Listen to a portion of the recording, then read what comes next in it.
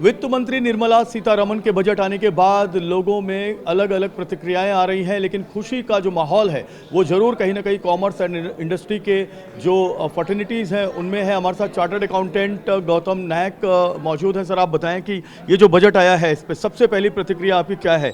क्या ऐसी चीज़ है जो फाइनेंस मिनिस्टर ने सबसे अच्छी कही है आम जनता और मध्यम वर्गीय लोगों के लिए? अब इनकम टैक्स की जो रेट्स है 12 लाख तक अभी टैक्स नहीं भरना पड़ेगा छोटे टैक्स पेयर्स को, और बाकी सब टैक्स पेयर्स के लिए भी काफ़ी बेनिफिट दिया है। करीबन 80,000 से 1 लाख रुपए का फ़ायदा होता है हर टैक्स पेयर के लिए। तो वो एक उनके पास अभी डिस्पोजेबल इनकम रहेगा ज़्यादा, तो उस हिसाब से डोमेस्टिक इकॉनमी में जो कंजम्पशन हो जाएगा वो बढ़ने का चांस अच्छा है, तो ऑटोमेटिकली इंडस्ट्री भी बढ़ेगा।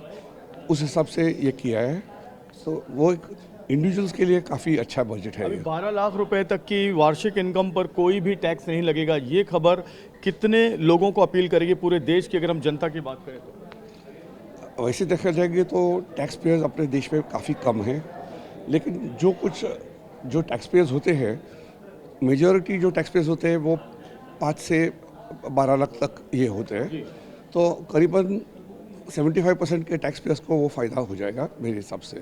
यानी कि जो मध्यम वर्गीय जो परिवार है, जो निम्न मध्यम वर्गीय परिवार है, जो रोज़ कमाते हैं और रोज़ खाते हैं, उनके लिए खास करके जो टैक्स भरते हैं उनके लिए बहुत बड़ा बेनिफिट है। हाँ जी, और पर्टिकुलरली सैलरीड एम्प्लॉइज़ जो होते हैं उनका भी स्टैंडर्ड डिडक्शन अभी 75,000 किया गया है, तो उनको सबसे ज़्यादा फ़ायदा है। सर, इसको आसान शब्दों में अगर आप बताएं, आप चार्टर्ड अकाउंटेंट हैं, आसान शब्दों में अगर आप बताएं तो ये जो बजट पास हुआ है इसमें सबसे बड़ी खबर क्या है? सबसे बड़ी खबर ये है कि सब इंडिविजुअल जो है मिडिल क्लास के लिए ये काफ़ी फ़ायदे का बजट है। तो उनके लिए अभी जो प्रॉब्लम हो रहा था कि लोगों के पास इन्फ्लेशन की वजह से पैसा खर्चा करने के लिए पैसे नहीं थे, तो वो एक अच्छा सुधार, उनका अभी जीवन सुधरेगा उस हिसाब से। तो इसमें जीडीपी जो रेट है उसमें भी बदलाव होगा। 6.3 से लेकर 6.8 के बीच में ये अनुमान लगाया जा रहा है कि 2025-26 का जीडीपी रेट होगा। उसमें क्या होगा कि अपना इंटरनल कंजम्पशन बढ़ जाएगा, उसके हिसाब से इंडस्ट्री का भी प्रोडक्शन बढ़ जाएगा और उस हिसाब से ग्रोथ रेट भी बढ़ने का चांस है। सर, इससे सर्विस इंडस्ट्री, मैन्युफैक्चरिंग इंडस्ट्री पर कितना फ़र्क पड़ेगा, खास करके अगर हम बात करें जो महिला उद्यमी हैं उनके लिए? फाइनेंस मिनिस्टर ने दूसरा एक अनाउंसमेंट किया है कि एमएसएमई जो छोटे बिजनेसेस हैं उनके लिए भी काफ़ी फाइनेंस का फ़ायदा ये अनाउंस किया है। तो उस हिसाब से क्या होगा कि उनके लिए भी जो जॉब्स जनरेशन का एक ये होता है, उनका सब छोटे बिजनेस होते हैं उनमें से ज़्यादा जॉब जनरेशन होता है, तो उनके लिए भी फ़ायदा है।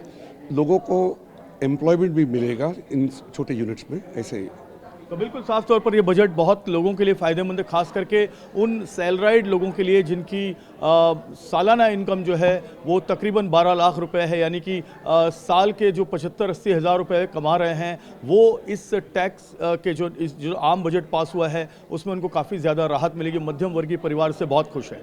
कैमरामैन सुशोभन के साथ जयप्रकाश सिंह, TV9 भारतवर्ष, मुंबई।